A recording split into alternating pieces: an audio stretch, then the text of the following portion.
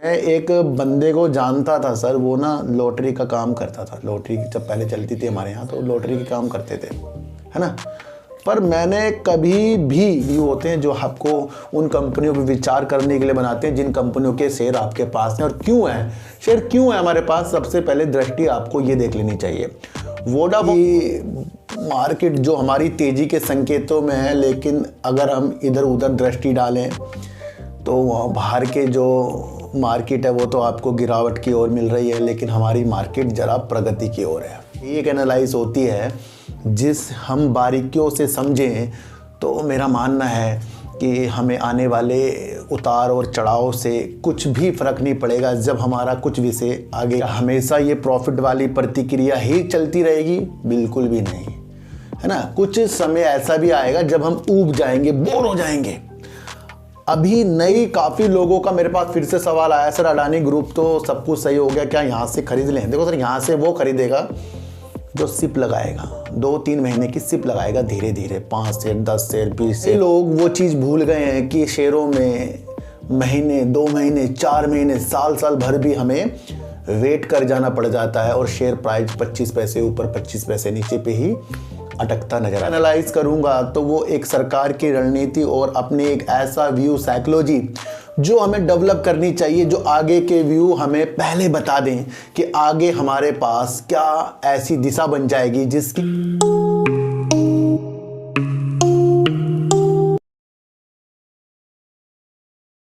नमस्कार, मैं स्वागत करता हूं आपका अपने ही चैनल पर जिसका नाम है सार्थक बाजार से। आज बात करेंगे सर, क्या सरकार की रणनीति आ रही है, किस तरीके से हमें अशोक लीलैंड हो गया, टाटा मोटर्स हो गया, या फिर बैटरी के जो शेयर होते हैं उनके अंदर क्या हमारी प्रतिक्रिया लगनी चाहिए, क्या एक ऐसी दिशा है जिसकी वजह से हमें आने वाले कुछ महीनों में अच्छे संकेत मिल सकते हैं इन शेयरों में।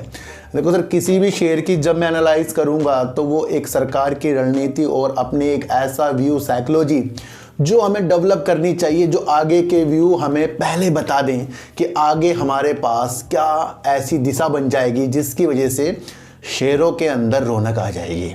आज जितने भी आपको शेयर भागते हुए दिखाई दे रहे हैं, चाहे वो रिलायंस पावर हो, रतन इंडिया पावर हो, जेपी पावर हो, या फिर आपका अडानी और टाटा पावर हो, सबके सब शेयरों में तेजी।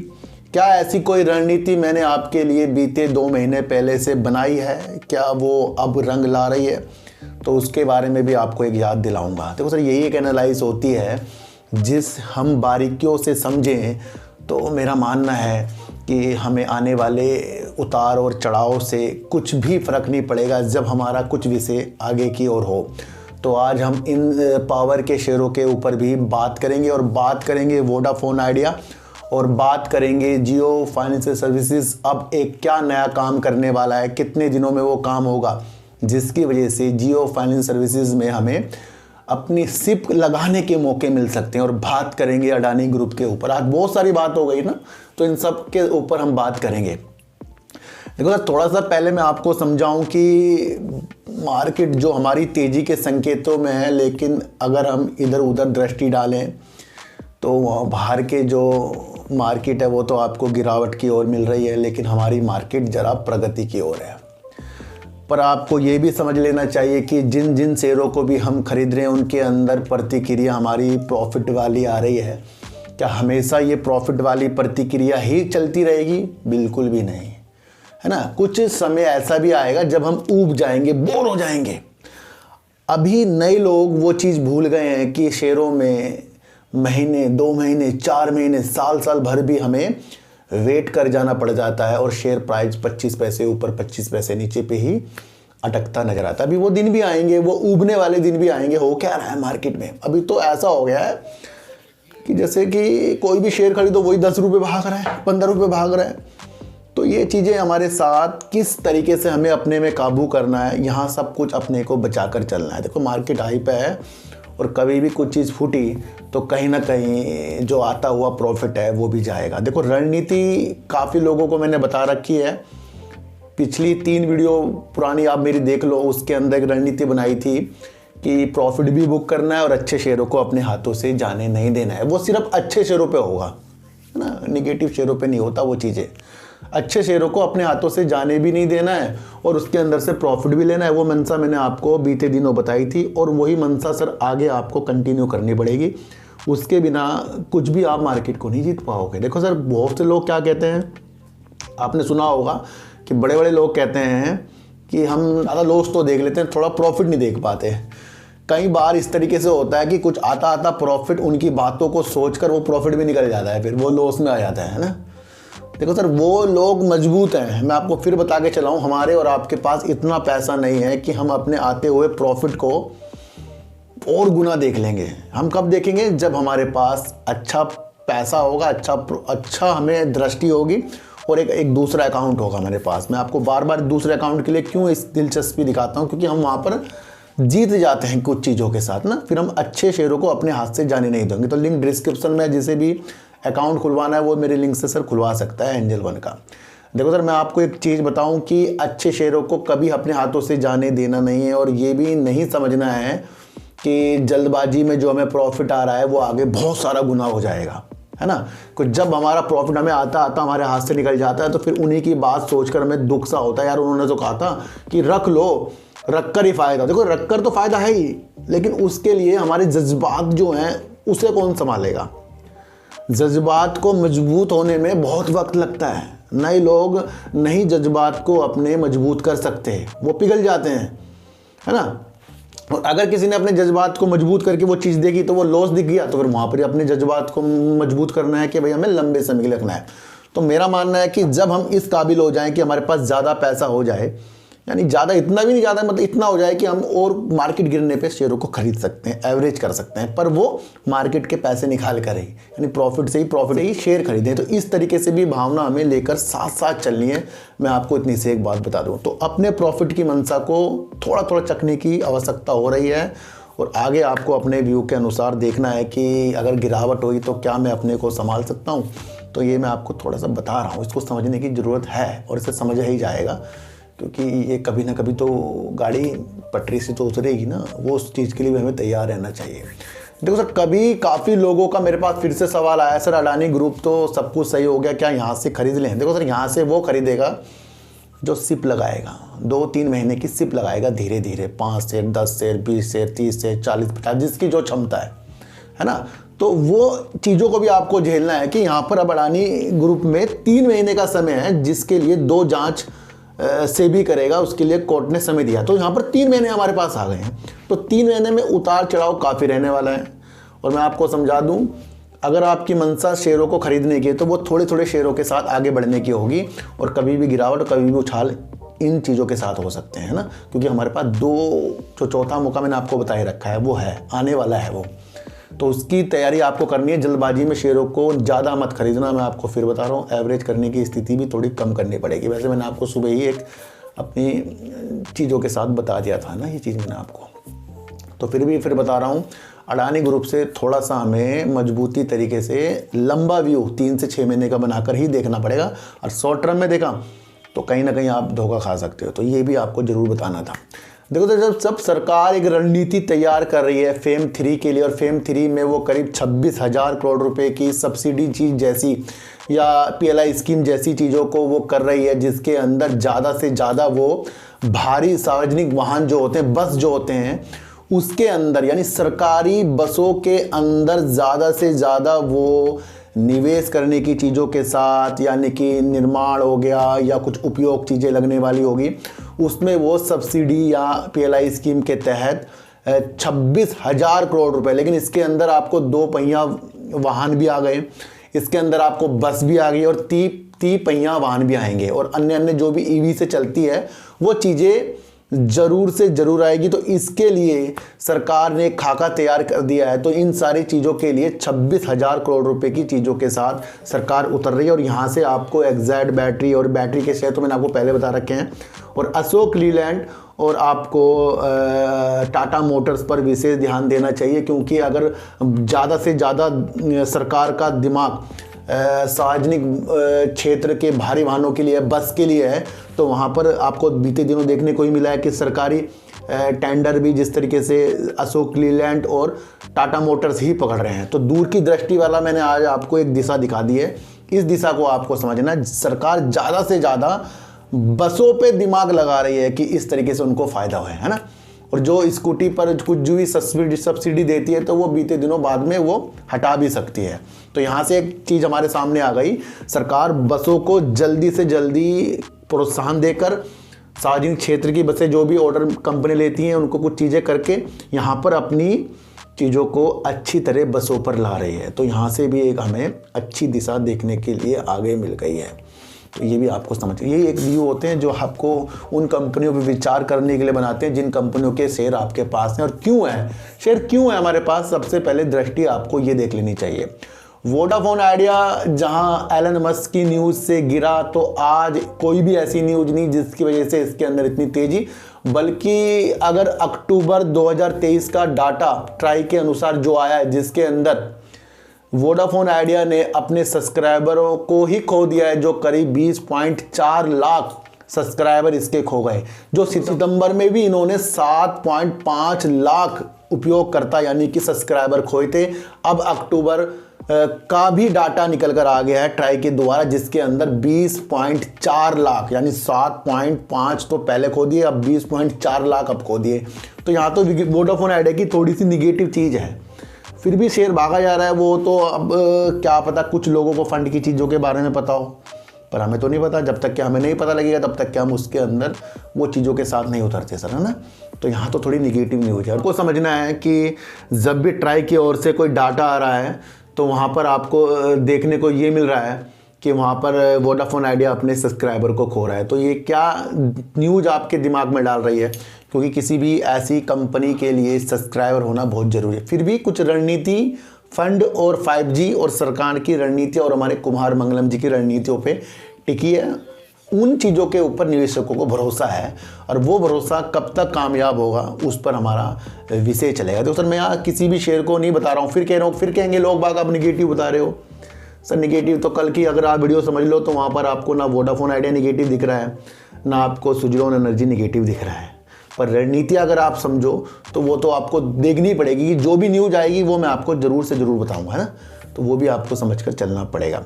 अब जियो फाइनेंस सर्विसेज में भी बहुत से लोग कहते हैं सर कि इसके ऊपर भी वीडियो बनाओ। देखो सर मैं आपको एक चीज़ बताऊं कि जियो फाइनेंस सर्विसेज की मेरी जो बीते 3 वीडियो हैं जो मैंने बहुत पहले बनाई थी, उसके अंदर एक प्रमुख चीज़ ये है कि ये एक बड़े खिलाड़ी यानी कि हमारे अंबानी जी की कंपनी है, और जो रिलायंस इंडस्ट्री आपको पता है कितना बड़ा कंपनी है, उसके अनुसार उससे जुदा हुई कारोबार वाली जियो फाइनेंस सर्विसेज किस रणनीतियों के साथ उतर रही है ये तो आपको समझ कर ही चलना पड़ेगा। ये अपने बिजनेस को जिस तरीके से लोन हो गया, म्यूचुअल फंड हो गया, या फिर बीमा के क्षेत्र में हो गए, छोटे मोटे लोन हो गए, कार लोन हो गए, इस तरीके के लोन के क्षेत्र की विस्तार करेगी, तभी तो कुछ कंपनी के अंदर दम आपको दिखेगा। उसके लिए क्या होगा, कम से कम 2 से 3 साल लग जाएंगे। काफ़ी लोग कहते हैं सर जियो फाइनेंस सर्विसेज में क्या करें। देखो सर जियो फाइनेंस सर्विसेज फिलहाल उतार चढ़ाव के मौके के साथ ही मिलेगा। ऐसा कुछ भी इसके अंदर उज्ज्वलता हम नहीं देखें जिसकी वजह से हमें 3 साल वाले टारगेट अभी देखने को मिल जाए। ये लंबे विषय हैं और ये सिप वाली चीज़ों के साथ हैं। मैंने आपको कहा कि ऐसे जो शेयर जो अचानक से कंपनी से निकल कर बाहर आते हैं फिर वो अपने विस्तार करते हैं, वो तो विस्तार तो जब इनको टाइम चाहिए ना उस चीज़ के लिए, फिर तो हमें टाइम तो इनके अंदर देना पड़ेगा सर, है ना। लेकिन एक बहुत बेहतरीन न्यूज़ निकल कर आई थी जहां ब्लैक रॉक और रिलायंस इंडस्ट्री दोनों ज्वाइंट वेंचर के साथ म्यूचुअल फंड में कदम रखने की चीज़ों के साथ हमें देखने को मिला। और मैं आपको एक चीज़ बता दूं कि जिस तरीके से इन्होंने लाइसेंस प्राप्त करने के लिए आवेदन किया था वो इन्होंने किया था 19 अक्टूबर 2023 में, और जो भी लाइसेंस के द्वारा सूची निकल कर आ रही है कि किस किस को मिलेगा, तो उन सूचियों में आवेदन करने वाली चीज़ों के साथ हमें देखने को मिला जियो फाइनेंस सर्विसेज जो है म्यूचुअल फंड के बिजनेस पर उतरने वाली है। अब इस बिजनेस के लिए कंपनी जो है ब्लैक रॉक और रिलायंस इंडस्ट्री करीब 15 करोड़ डॉलर का निवेश इस क्षेत्र में करने वाली है। देखो सर जब भी हम अपना लाइसेंस बनाते हैं तो आपको देखने को मिला है कि पहले लर्निंग होता है, यानी कि पहले आपको कच्चा लाइसेंस मिलता है, भाई कुछ महीनों के लिए आप कच्चा चलाइए, उसके बाद आप पक्के के लिए अप्लाई कर सकते हैं। तो इसी तरीके से प्रारंभिक सिद्धांतिक जो मंजूरी होती है वो इनको जल्दी से मिल जाएगी। उसके लिए 2-4 महीने तक ये देखा जाएगा। उसके बाद फिर 2-4 महीने बाद इनको एक अंतिम मंजूरी भी है म्यूचुअल फंड के कारोबार के लिए मिलेगी। तो एक नियम है कि एकदम से किसी को भी म्यूचुअल फंड की जो चीज़ें आवेदन करते हैं, लाइसेंस मिलता है, तो वो एकदम से पूरा पक्का नहीं मिलता। तो ये भी आपको समझना है, कम से कम इस कारोबार को करने के लिए 1 साल लग जाएगा, है ना। तो ये भी आपको समझना है। तो ज़्यादा हमें खुश नहीं होना है, हमें तो धैर्यता के साथ आगे की बढ़ने की उम्मीदों के साथ जियो फाइनेंस सर्विसेज को देखना है, क्योंकि इन्होंने अच्छा कदम तो म्यूचुअल फंड की स्थितियों के साथ रखा है। और वो आपको पता है कि मुकेश अंबानी की रणनीति किस तरीके से इस व्यापार में कैप्चर करने की है, और वो हमें समय देना पड़ेगा। तो समय किस किस के पास है जियो फाइनेंस सर्विसेज में, तो जिसके पास है वही इस कंपनी से आगे जाकर बेनिफिट लेगा। लेकिन हाँ, ये चीज़ है कि सिप वाला शेयर है, तो ये चीज़ हमें देख लेनी चाहिए। अब बात करेंगे अडानी पावर, टाटा पावर, रतन इंडिया पावर या आपका रिलायंस पावर। सब के सब पावर वाले शेयरों में तेजी के संकेत आपको दिख रहे हैं। इन कंपनियों के बारे में बताने से पहले मैं आपको कुछ बीती चीज़ बताऊंगा, जो मैं आपको कम से कम 5 से 10 बार बता चुका हूं कि इन रणनीतियों के अनुसार पावर वाले शेयरों में तेजी के संकेत आपको आगे देखने को मिलेंगे। ये मैंने आपको बताया है। हम क्या है, हम न्यूज़ को भूल जाते हैं। तो सर, मैंने आपको क्या बताया था कि हमारे बिजली मंत्री जो हैं एक खाका तैयार कर रहे हैं, जो 12 गीगावाट तक 2024 मार्च तक अपनी कैपेसिटी, यानी कि अपनी आवश्यकता की चीज़ 12 गीगावाट तक कोयले से उत्पन्न बिजली से, थर्मल पावर से जो बिजली बनती है उससे 12 गीगावाट तक जो डिमांड पैदा हो रही है। 2023 में काफ़ी ज़्यादा बिजली की जो डिमांड थी ज़्यादा बढ़ी है, और उसको पूरा करने के लिए इस तरीके से राज्यों में जो संचालित थर्मल पावर वाली कंपनियां होती हैं जो कोयले से चलती हैं, उनके अंदर अच्छी विशेषताओं के साथ उन्होंने अपनी एक चीज़ बताई थी कि जो डिमांड हमारी है उसको पूरा करने के लिए 12 गीगावाट का लक्ष्य 2024 तक इस तरीके के प्लांट से वो करेंगे। और उन्होंने दिशा निर्देश दिए थे कि जितनी भी इस तरह की कंपनियां हैं उनको 100% अपनी कैपेसिटी के साथ संचालन करना होगा, जिससे बिजली उत्पन्न करके वो ज़्यादा से ज़्यादा आगे तक बढ़ाएं। फिर मैंने आपको एक चीज़ वहाँ पर कहा था कि जो भी बिजली उनके पास होगी वो अपनी एक्सचेंजों को भी बेचें। इस तरीके के भी निर्देश थे। जैसे IEX में भी आपको बढ़ते कदम दिख रहे होंगे। तो ये जुड़ती हुई माहौल होते हैं सर, ये चीज़ों को हमें समझना पड़ता है ना। और उन्होंने ये भी कहा था कि जो इस चीज़ों को नहीं करेगा उसके ऊपर कुछ जुर्माना लगाने वाली चीज़ें भी होंगी। तो ये बीते दिनों वाली चीज़ें हैं जो आज आपको जो निगेटिव शेयर हैं वो भी भागते हुए दिख रहे हैं, जो पॉजिटिव शेयर हैं वो भी भागते हुए दिख रहे हैं। देखो sir, Tata power, Adani power तो अलग ही लेवल हो गया उनका, वो तो अलग ही चीज़ होगी। उनके तो आपको पता ही है तेज़ी और हो ही सकती है, क्योंकि वो बड़ा ग्रुप सा हो गया। फिर मैंने आपको बीच में जेपी पावर एक बताया था। जेपी पावर की मंशा फंडामेंटल अनुसार अच्छी है, ये मैं आपको पहले भी बताकर चला हूँ। तो ये तीसरे बार मैं आपको बता रहा हूँ, जेपी पावर जो शेयर है रखने वाला शेयर है। बीते दिनों मैंने वीडियो बनाई थी, तब मैंने इसकी रणनीति पहले ही तैयार कर दी थी। मैंने ये भी कहा था कि लोग ये कहेंगे तेज़ी आ गई इसलिए वीडियो बनाती है, पर मैं आपको नियम समझा रहा हूँ कि जो नियम मैं आपको बीते 2 महीने पहले बता के चला हूँ, जिसकी वजह से थर्मल पावर वाले जो प्लांट ज़्यादा चलेंगे तो ज़्यादा वो बिजली भी उत्पन्न करेंगे, और जब वो बिजली उत्पन्न करेंगे तो वो बिजली को बेचेंगे भी। तो फिर ये उन्हीं चीज़ों के साथ निकलकर चीज़ें आती हैं, ये आपको समझकर चलना पड़ेगा। तो एक यह समझना है कि हमारे बिजली मंत्री जी ने पहले ही बोल रखा है कि इस तरीके से प्लांट अपनी 100% कैपेसिटी से चलेंगे, क्योंकि उनको 2024 मार्च का लक्ष्य 12 गीगावाट का प्राप्त करना है। तो वो भी एक इसके अंदर प्लस पॉइंट जुड़ता जा रहा है, ये तो आपको समझ के चलना पड़ेगा। फिर आपको समझना है कि Q3 के रिजल्ट भी आने वाले हैं, और जब Q3 के रिजल्ट आएंगे तो हो सकता है कुछ बढ़ोतरी सेल्स में भी होगी, क्योंकि जब सेल्स में बढ़ोतरी इसलिए भी होगी क्योंकि ज़्यादा भी डिमांड है। तो यहाँ से तो बेनिफिट आपको पावर के शेयरों में लग रहा है। फिर भी हमें किन किन शेयरों के साथ अपनी प्रतिक्रिया को अच्छा करें, तो Tata power, Adani power, JP power, ये चीज़ें बेहतरीन हैं। फिर आपका रतन इंडिया पावर के ऊपर मैंने आपको बीते दिनों अपना एक व्यू भी बताया था कि कंपनी को जब कोटक महिंद्रा बैंक ने 1114 करोड़ रुपए का लोन इस बेस पे दिया, इतना कर्जा कंपनी में, उसके बाद भी 1114 करोड़ रुपए का लोन जो है कोटक महिंद्रा बैंक ने दिया। और कोटक महिंद्रा बैंक जब भी किसी को कोई भी बैंक लोन देता तो उसकी चीज़ें देखेगा ना, भाई संपत्ति कितनी है, कल को कुछ बर्बाद हो जाएगा तो संपत्ति बेच के तो अपना पैसा है। तो वो चीज़ें भी आपको समझनी है। तो रतन इंडिया पावर भी काम अच्छा कर रहा है, लेकिन उसकी वो चीज़ें आपको ना तो उसके सेल्स और ना उसके प्रॉफिट में दिख रही है, बल्कि आपको देखने को ये मिलेगी कि इसकी अगर सितंबर की ही सेल्स देख लें रतन इंडिया पावर की, तो वो करीब 796 करोड़ रुपए की है। और उतना ही इसके अंदर देखो लॉस देखने को मिल जाएगा, जो करीब 633 करोड़ रुपए का कंपनी के अंदर लॉस है। तो एक ही चीज़ मजबूत कर रही है, कोटक महिंद्रा बैंक ने 1114 करोड़ रुपए का लोन किस लिए दिया, और बिजली की जो क्षमता है ये जो मार्च तक चलने वाली है तेज़ी, उसके साथ वो भी उत्पन्न इसके अंदर शेयरों में तेज़ी आ रही है। फिर भी अब जनवरी फरवरी आपको अपने कदमों को अलग तरीके से शेयरों के अंदर देखना चाहिए, और हो सकता है प्रॉफिट बुकिंग भी आगे की तरफ निकल कर आ जाए, ये आपको समझना है। अब बात करेंगे रिलायंस पावर की। देखो सर, रिलायंस पावर हो गया, रिलायंस इंफ्रा हो गया। मैंने आपको पहले कई बार बता चुका हूं कि अनिल अंबानी जी की 2 कंपनी ही इनका बेड़ा पार करेगी। सितंबर में जब इन्होंने अपना लॉस प्रस्तुत किया तो मैंने इनकी सारी चीज़ें देखकर आपको इनके अंदर एक अच्छा व्यू, पॉजिटिव व्यू बना दिया था कि कंपनी आगे जाकर अपनी चीज़ों को अच्छा कर सकती है। ब्लैक रॉक हो गया और आपका वर्दे पार्टनर जैसे ने इनके अंदर अपने स्टेक को लिया, तो वो किस मंशा से लिया, ये सारी चीज़ें भी मैंने आपको बताई है।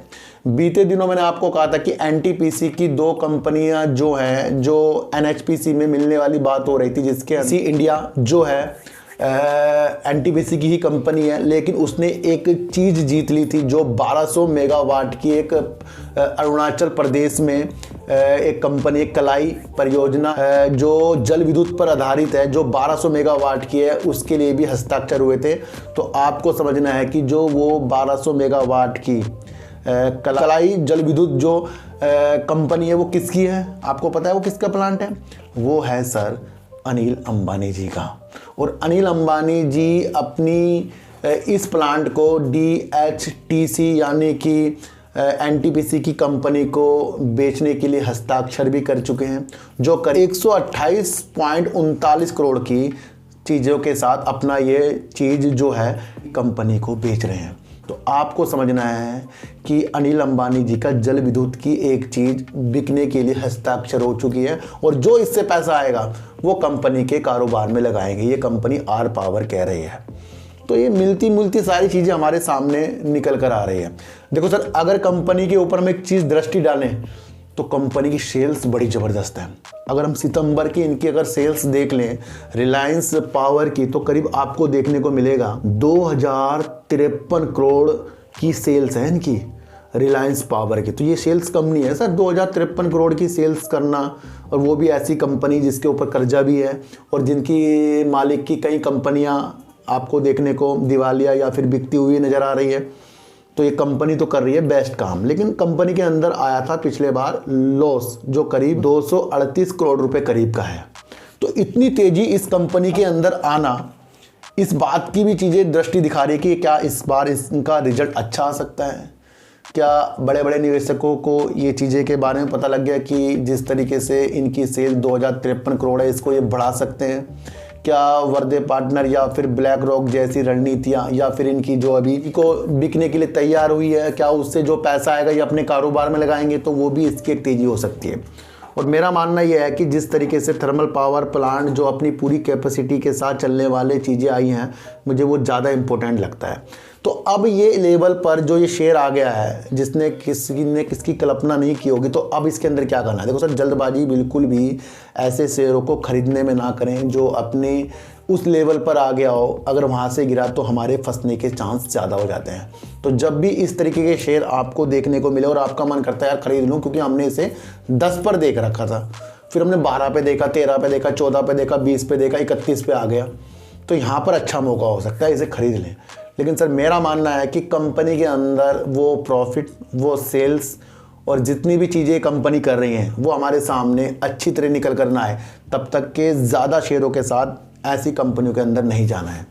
हमें समझना है कि हमें अपने को मार्केट में पहले सेव करना है, और जब हम अपने को सेफ मार्केट में कर लेंगे, यानी कि हमें सब कुछ पता लग जाए कि भाई अगर हमें जाना ही है तो फिर हमें पूरे के पूरे एकदम से पैसा नहीं लगाने, है ना।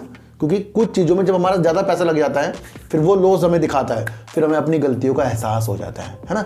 हम फंसते कब है? मैंने आपको क्या कहा था, एक नियम याद रखना हमेशा अपने माइंड में, हम तभी फंसेंगे जब हमें शेयर प्राइस चढ़ता हुआ, लालच हमारे मन को घेरता हुआ और ज़्यादा कमाने की लालसा दिन प्रतिदिन हमारे अंदर अंदर आती रहती है।